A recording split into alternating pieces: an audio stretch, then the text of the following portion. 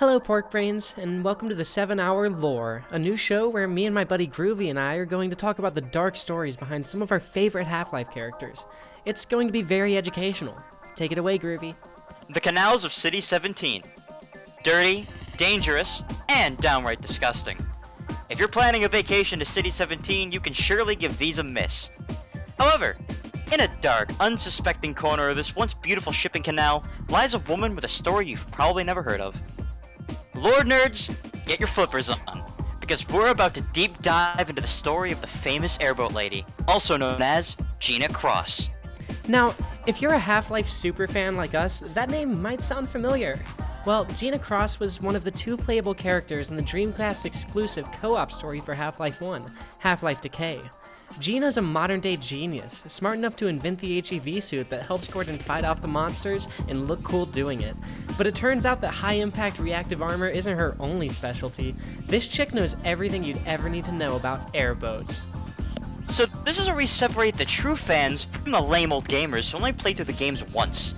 See, Mark Laidlaw, writer of Half-Life, famously expanded on the story with the Breen Grub Diaries, a Twitter account where Dr. Breen tells us all about his life as the Breen Grub. If you look at one particular entry throughout the diaries from 2014, you could see a reference to GINA Cross and her love of airboats. But it turns out, this is just the tip of the iceberg. On August 25th, 2017, Mark Laidlaw released Epistle 3, his version of the conclusion's Half-Life 2 trilogy. It was his episode 3. For legal reasons, the characters' names have been changed around and gender bent.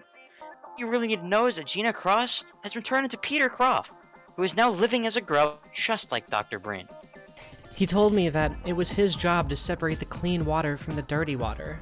On that fateful day, he saw a paper boat floating in the dirty water. That boat belonged to the last living child on the planet, my daughter, Michelle Friedmont. He told me that on that day, his passion for boats sitting in dirty water developed, and that the rest was history. That's right, lore experts! GINA Cross developed her love of dirty water and boats while working at a bottling plant for Dr. Breen's private reserve. You know, this stuff? And it was none other than Gordon Freeman's son that sparked her love of the sea. I guess when you destroy America, it becomes a pretty small world. And if you need more proof that the airboat lady worked at the bottling plant, just look at this piece of concept art by Victor Antonov, the lead artist for the game. If you don't want to trust materials from outside of the original games and are still skeptical that the famous airboat lady is GINA Cross, well, you need to look no further than the area that she can be found in during Root Canal.